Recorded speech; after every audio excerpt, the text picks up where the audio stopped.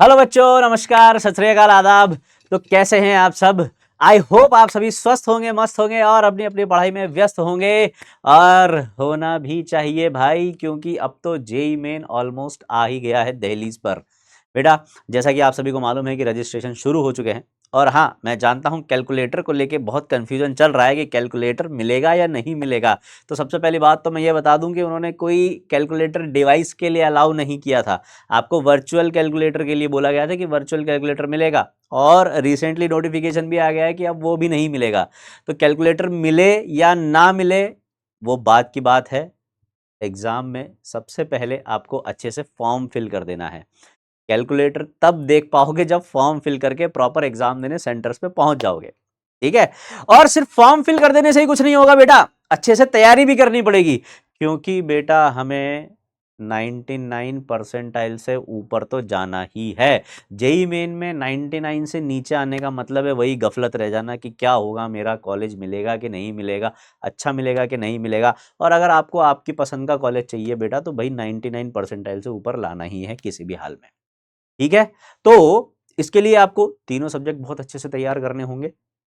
और उसमें एक सबसे इंपॉर्टेंट सब्जेक्ट है केमिस्ट्री। केमिस्ट्री, हाँ मैं जानता हूं आप लोगों को ज़्यादा पसंद नहीं होगा केमिस्ट्री, आपको फिजिक्स और मैथमेटिक्स में थोड़ा ज़्यादा इंटरेस्ट आता होगा। लेकिन बेटा तीनों सब्जेक्ट्स का इक्वल पार्ट रहेगा और ये आपको उतना ही तैयार करना पड़ेगा जितना कि फिजिक्स और मैथमेटिक्स।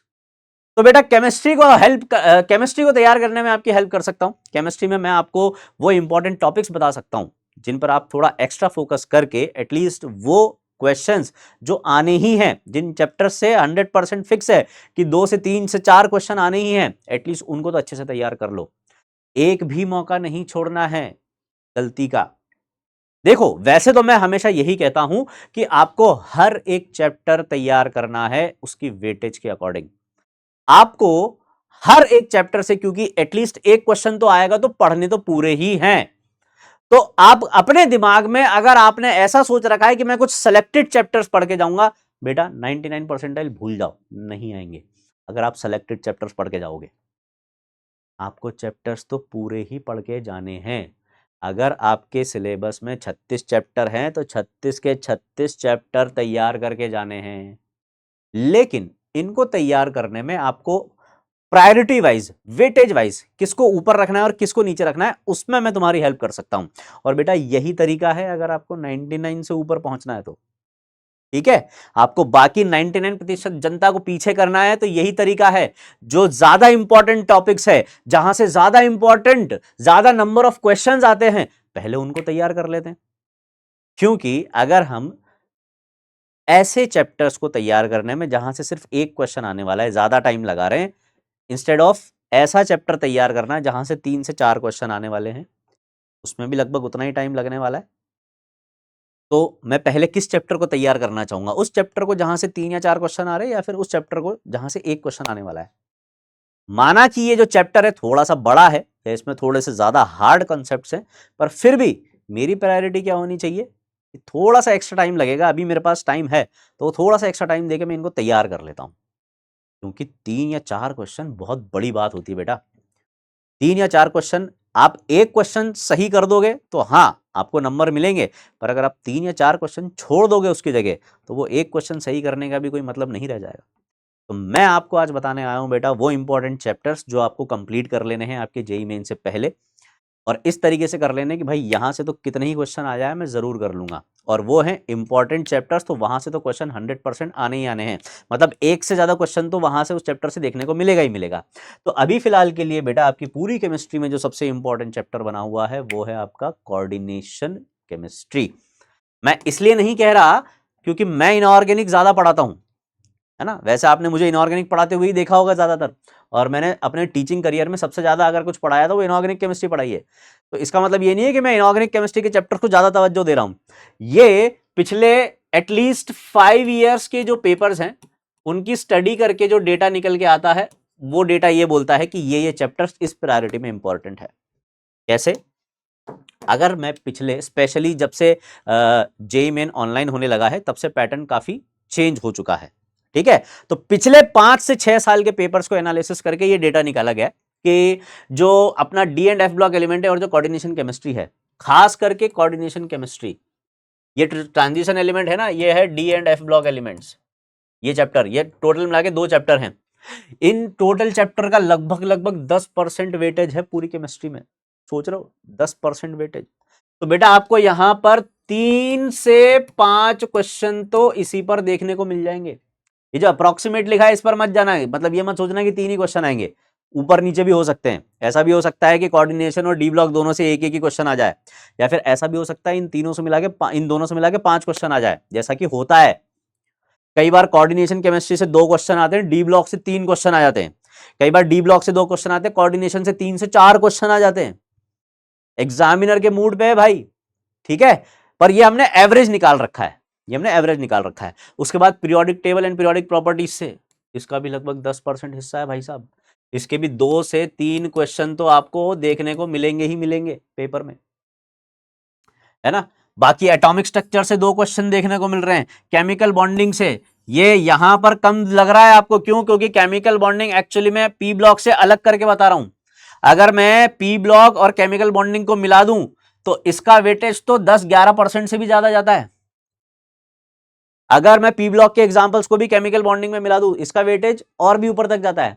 तो आप ये मान के चलो जितना कोऑर्डिनेशन केमिस्ट्री इंपॉर्टेंट है उतना ही केमिकल बॉन्डिंग भी इंपॉर्टेंट है। और सबसे ज्यादा बात, बहुत आसान क्वेश्चन आते हैं, आप केमिकल बॉन्डिंग का कोई क्वेश्चन कभी गलत ही नहीं कर सकते अगर आपने प्रॉपर तैयारी की है तो, ठीक है। तो सबसे आसान चैप्टर, सबसे ज्यादा वेटेज रखने वाला chapter coordination chemistry, chemical bonding. अभी फिलहाल मैं इनऑर्गेनिक के लिए आपको बता रहा हूं, ठीक है।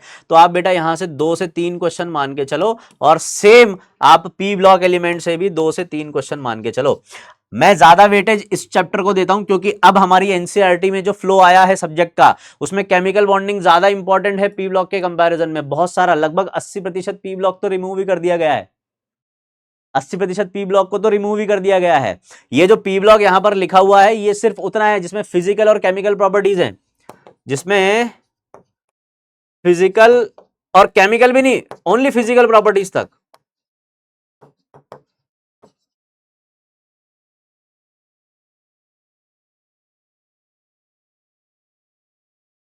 क्योंकि केमिकल प्रॉपर्टीज में कुछ छोड़ा ही नहीं है उन्होंने, केमिकल प्रॉपर्टीज में से कंपाउंड्स तो हटा ही दिए हैं। अब कंपाउंड से हटा दिए तो उन्हीं की तो केमिकल प्रॉपर्टीज हम पढ़ते हैं। अब इन्होंने कंपाउंड हटा दिए, केमिकल प्रॉपर्टीज में क्या रह गया? ऑक्सीजन से रिएक्शन करेंगे तो क्या मिलेगा, नाइट्रोजन से रिएक्शन करेंगे तो क्या मिलेगा, हाइड्रोजन से रिएक्शन करेंगे तो क्या मिलेगा। और इसमें भी सबसे ज्यादा इंपॉर्टेंट मैं आपको बता दूं बेटा, क्या कि जो हाइड्राइड्स हैं, हाइड्राइड्स, नाइट्रोजन फैमिली के हाइड्राइड, ऑक्सीजन फैमिली के हाइड्राइड, इनके melting point, boiling point, bond angle, reducing character, acidic nature, basic nature, इन सब पर क्वेश्चन पूछे जाएंगे, ठीक है। तो आप पी ब्लॉक की तैयारी कर रहे हो तो इस ऑर्डर में कर लेना। उसके बाद अब जैसे आप अगर हम फिजिकल पे आए तो फिजिकल में सबसे तगड़ा चैप्टर आ जाता है बेटा थर्मोडायनेमिक्स। थर्मोडायनेमिक्स, थर्मोडायनेमिक्स में अगर मैं गैस स्टेट मिक्स कर दूं तो ये टोटल मिला के 6 से 8% का हिस्सा रखता है। यानी कि आपको 2 से 3 क्वेश्चन बेटा फिजिकल में इस टॉपिक से देखने को मिलेंगे, गैस स्टेट एंड थर्मोडायनेमिक्स से, ठीक है। फिर उसके बाद केमिस्ट्री शुरू होते ही आपको शुरुआती 5 क्वेश्चन में से एक क्वेश्चन जरूर यहां से देखने को मिलेगा, some basic concepts of chemistry, some basic concepts of chemistry. इसमें आप केमिकल लॉस डाल लो, इसमें आप मोल कंसेप्ट, शुरुआती मोल कंसेप्ट जो इंट्रोडक्शन वाला है वो डाल लो, वो क्वेश्चन आपको मिलेंगे यहां से, 1 से 2 क्वेश्चन आपको यहां से देखने को मिलेंगे, ठीक है। ये है केमिस्ट्री के इंपॉर्टेंट टॉपिक्स। बोले सर क्या मजाक कर रहे हो क्या, ये क्या बताया आपने, ऑर्गेनिक केमिस्ट्री कहाँ है इसमें? तो भाई ऑर्गेनिक केमिस्ट्री को हम कैसे भूल सकते हैं? ऑर्गेनिक केमिस्ट्री को कोई भूल सकता है? अगर आप जेई की तैयारी कर रहे हो और ऑर्गेनिक केमिस्ट्री को भूल जाओ तो क्या ही तैयारी की है आपने। तो बेटा ऑर्गेनिक केमिस्ट्री के लिए तो अलग से एक सेक्शन है। ऑर्गेनिक केमिस्ट्री में चैप्टर वाइज इंपॉर्टेंस थोड़ी सी कम होती है, ऑर्गेनिक केमिस्ट्री में सेक्शन वाइज थोड़ी सी इंपॉर्टेंस ज्यादा होती है। अगर मैं बात करूं ऑर्गेनिक केमिस्ट्री की तो जो शुरुआती जो जनरल टॉपिक्स हैं जैसे कि आईयूपीएसी है, इसी में आइसोमेरिज्म भी मिक्स कर दो तो आईयूपीएसी और आइसोमेरिज्म दोनों का इक्वल वेटेज होता है, यानी कि एक एक क्वेश्चन हम वहां से मानकर चलते हैं। और चैप्टर वाइज बात करें तो हाइड्रोकार्बन्स हो गए, एल्डिहाइड कीटोन्स हो गए, एरोमेटिक कंपाउंड्स हो गए, नाइट्रोजन कंटेनिंग हो गए, इवन बायोमोलिक्यूल से भी एक क्वेश्चन आपको देखने को मिलेगा ही मिलेगा। तो बेटा अगर मैं चैप्टर वाइज बात करूं तो हाइड्रोकार्बन्स बहुत बड़ा टॉपिक है, बहुत ज्यादा इंपॉर्टेंस रखता है। उसके बाद oxygen containing compound, aldehyde ketones, ये उसके बाद प्रायोरिटी लिस्ट में सेकंड नंबर पर आते हैं। और अगर मैं वैसे बात करूं बेटा, तो बेटा GOC1, और अगर आपने ऐसे पढ़ा है, जैसे जो कोटा वाला पैटर्न है उसमें GOC1 GOC2 करके पढ़ाया जाता है, अगर आपने ऐसे पढ़ा है तो आप जानते ही ऑर्गेनिक में क्या इंपॉर्टेंट है, GOC1 और GOC2, ये दो ही इंपॉर्टेंट टॉपिक है ऑर्गेनिक में। बाकी तो सब अपन फिर बच्चों की तरह देखते हैं कि हाँ हाइड्रोकार्बन्स जो है ये तो अगर GOC1 GOC2 पढ़ लिया तो उसके बाद ये सारे चैप्टर्स तो छोटे छोटे रह जाते हैं, क्योंकि सारा सब कुछ हम इन्हीं दो में पढ़ लेते हैं। तो उसमें आपको अगर प्रायोरिटी रखनी है बेटा, तो सबसे पहले GOC1 तैयार कर लेना, क्योंकि आपका आधा ऑर्गेनिक का पेपर तो यही सॉल्व करवाएगी और बाकी आधा ऑर्गेनिक का पेपर आपकी GOC2 सॉल्व करवाएगी। तो इसमें चैप्टर वाइज नहीं, इसमें सेक्शन वाइज चलता है। जैसे शुरुआती सेक्शन है आपका IUPAC नेमिंग, आइसोमेरिज्म, इन सब चीजों का, ठीक है, तो वो तो आसान भी होता है, इंटरेस्टिंग भी होता है, आपने अच्छे से किया हुआ भी होता है, तो इसमें तो आपको ज्यादा प्रॉब्लम नहीं आएगी। लेकिन उसके बाद अगर आपको अब रिवाइज करना है तो फटाफट फटाफट जितना जल्दी हो सके GOC1 को रिवाइज करो, क्योंकि यहीं पे आपका बेस तैयार होगा। ये बेस तैयार हो गया, जितनी जल्दी इसको रिवाइज किया, जितना अच्छे से इसको रिवाइज किया, उतना बेटर आप GOC2 को कर पाओगे। और अगर आप GOC1 GOC2 करके नहीं पढ़ते हो, अगर आप चैप्टर वाइज पढ़ते हो, तो जिस सीक्वेंस में आपकी NCERT में चैप्टर्स है उसी सीक्वेंस में उनकी प्रायोरिटी लिस्ट है। जो चैप्टर पहले है वो ज्यादा इंपॉर्टेंट है, हाइड्रोकार्बन्स, हैलोजन कंटेनिंग, ये इंपॉर्टेंट है, एल्डिहाइड कीटोन मतलब ऑक्सीजन कंटेनिंग, ये इंपॉर्टेंट है, फिर नाइट्रोजन कंटेनिंग थोड़े से कम इंपॉर्टेंट हो जाता है इनके कंपैरिजन में। बायोमोलिक्यूल सबसे कम इंपॉर्टेंट अपन मानते हैं, पर एक क्वेश्चन वहां से भी मानते हैं। केमिस्ट्री इन एवरीडे लाइफ, वहां से भी एक क्वेश्चन मान के चलते हैं अपन, ठीक है। तो ये सारे इंपॉर्टेंट टॉपिक्स की लिस्ट है ऑर्गेनिक केमिस्ट्री में। उसके अलावा जैसे अगर अपन फिजिकल में बात करें तो केमिकल काइनेटिक्स, यहां से भी 1 से 2 क्वेश्चन आपको देखने को मिलेंगे। जनरली अपन एक क्वेश्चन यहां से एक्सपेक्ट करके चलते हैं। सॉल्यूशन से एक क्वेश्चन अपन एक्सपेक्ट करके चलते हैं। रिडॉक्स रिएक्शन और इलेक्ट्रोकेमिस्ट्री की बात करें तो यहां से भी हम 1 से 2 या 3 क्वेश्चन इनको टॉपिक्स को मिला के हम एक्सपेक्ट करके चलते हैं। तो देखो क्वेश्चन तो हर चैप्टर से आएंगे, क्वेश्चन तो हर चैप्टर से आने ही हैं, लेकिन आपको इनको किस प्रायोरिटी में तैयार करना है, अगर आप ये सीक्वेंस फॉलो करो तो आपको वो चैप्टर्स पहले तैयार हो जाएंगे जिनसे ज्यादा नंबर ऑफ क्वेश्चन आने वाले हैं।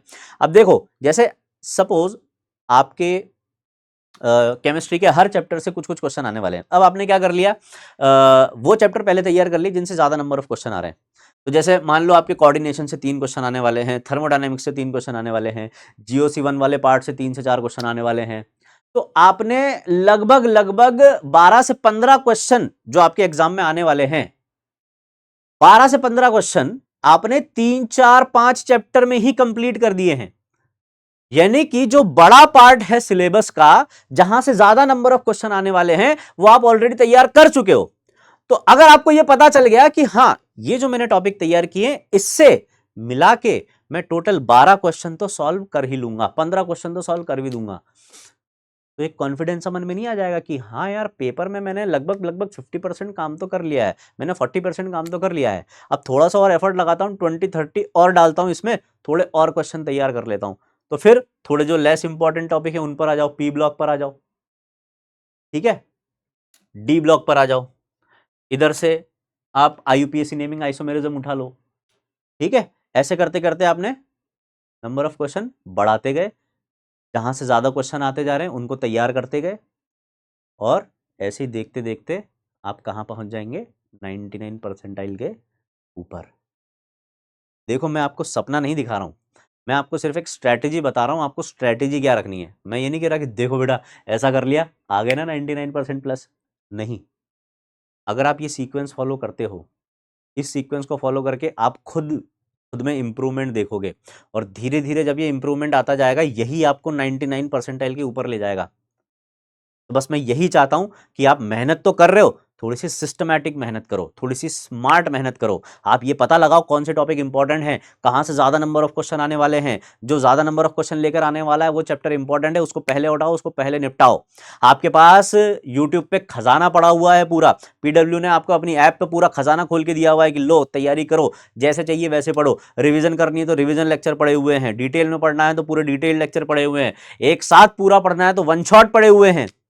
कोई भी सीरीज उठा के देख लो, वन शॉट वाली एक भी हल्की नहीं है, सब तगड़ी तगड़ी है, ठीक है। तो आपको कोई भी टॉपिक तैयार करना है, रिवीजन करना है, फास्ट फास्ट करना है तो उसके लिए अलग टाइप के वन शॉट हैं, और डिटेल में करना है तो उसके लिए अलग टाइप के वन शॉट है। तो जो भी करना है स्मार्ट तरीके से करो, अपने टाइम को कम से कम वेस्ट करो, ज़्यादा से ज़्यादा एफिशिएंसी बढ़ाने की कोशिश करो।